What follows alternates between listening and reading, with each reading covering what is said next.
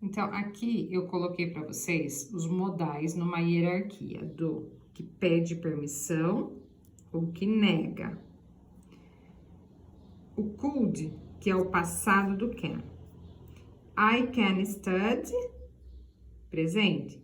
I could study yesterday, eu pude estudar ontem. I couldn't study yesterday, eu não pude. Mas o could sozinho, ele significa poderia na língua inglesa.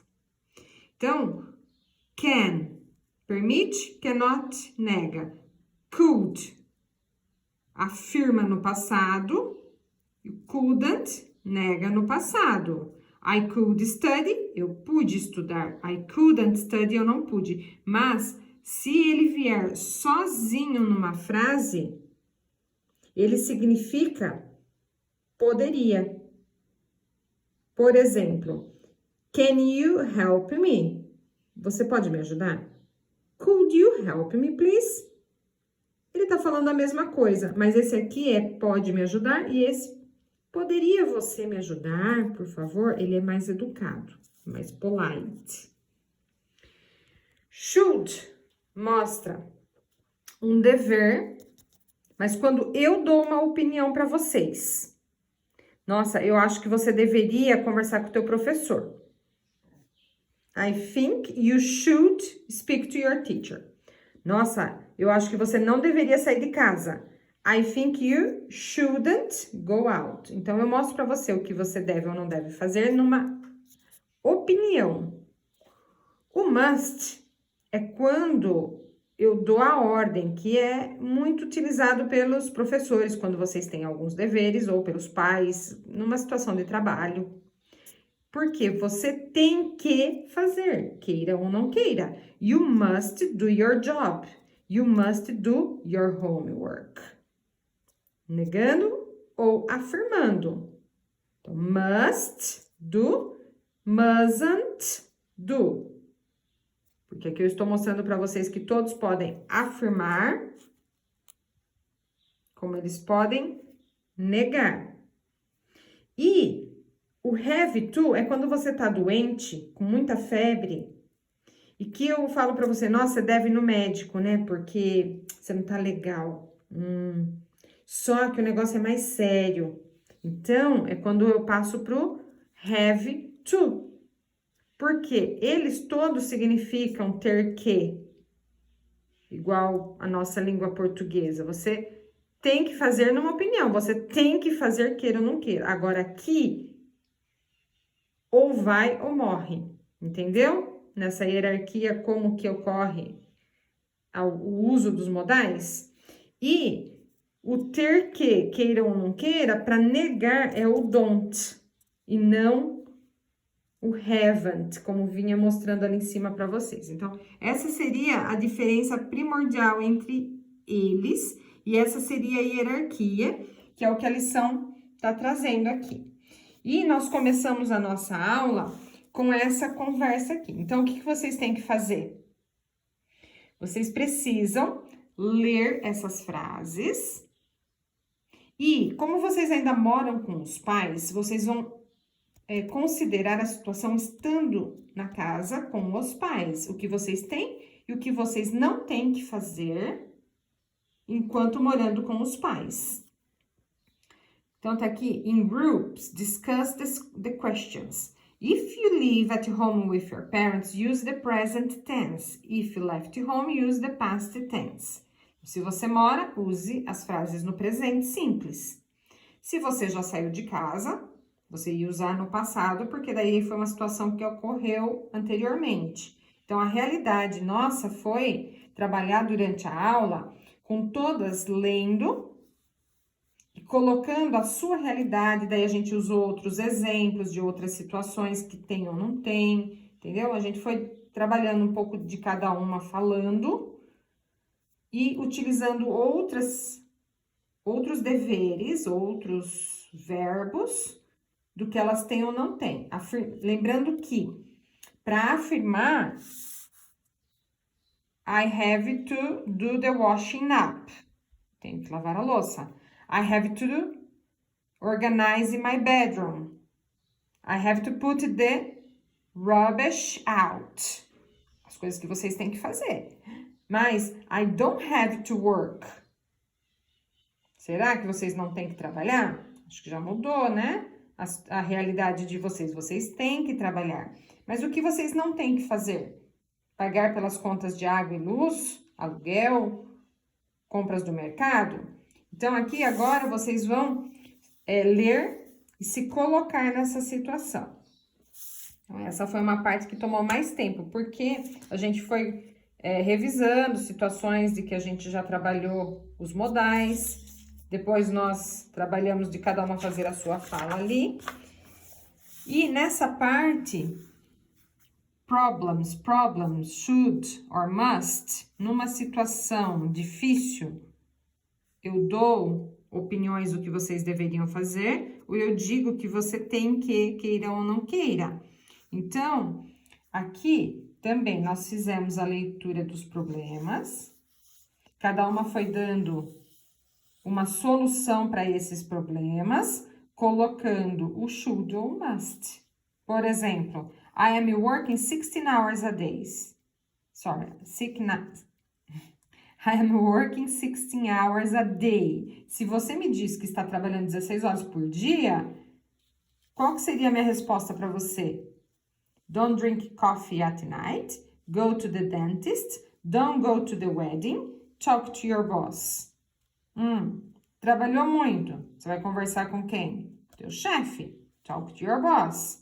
Mas eu digo para você, conversa com o chefe, ou eu digo, oh, you should talk to your boss. Ou eu digo, oh my God, you must talk to your boss. É normal trabalhar 16 horas por dia? Não.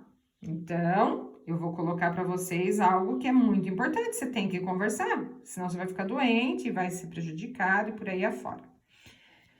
E depois que isso aqui foi conversado, foi discutido, a gente foi analisando, nós completamos as 4 frases utilizando uma destas palavras. Shouldn't, não deveria de opinião. Should, deveria, em opinião. Must, tem que mesmo, mas ainda não tá numa situação de morte. Don't think you should.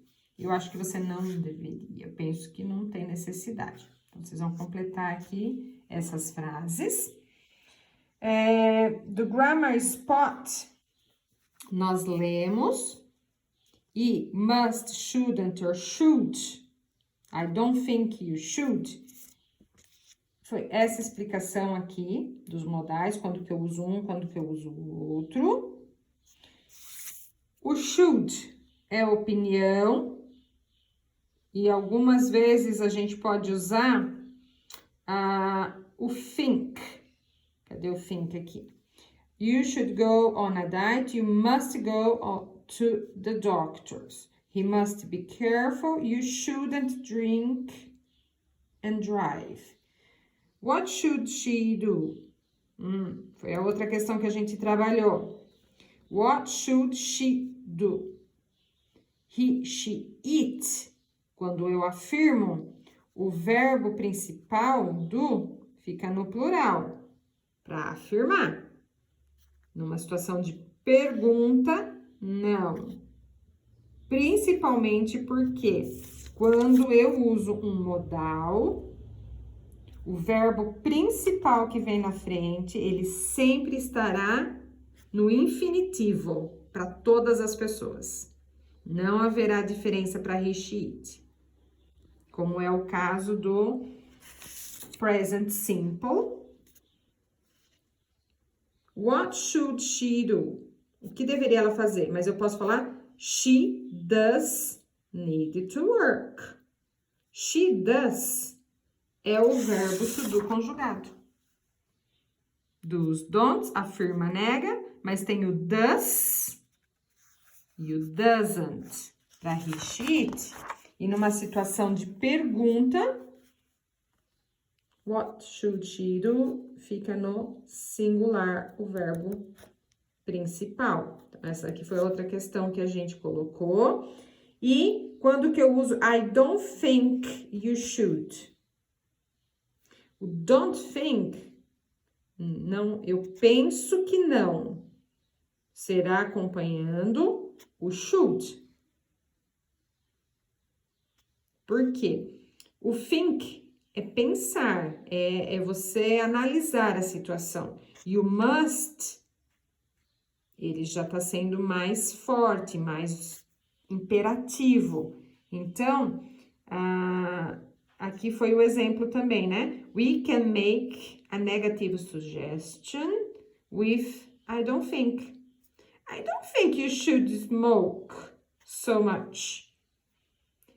Para negar, tem a questão de que a gente poderia usar you shouldn't smoke. Mas o I don't think you should soa mais educado, mais utilizado. Vocês vão ouvir com mais frequência. E nessa parte a gente fechou também com conversa, aonde tem a possibilidade de você fazer frases com esses pequenos pedacinhos de frases, aonde nós fomos montando diversas frases, utilizando o should ou o must.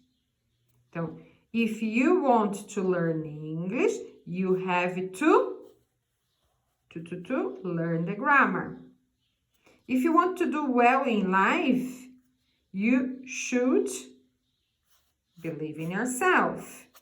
Então, aí a gente foi trabalhando com afirmação ou negação do que deve ou não deve, colocando frase. Então, daí aqui também vocês vão escrever situações reais para vocês, do que vocês consideram obrigação ou possibilidade, afirmativa ou negativa. E a gente fez também a parte de fala.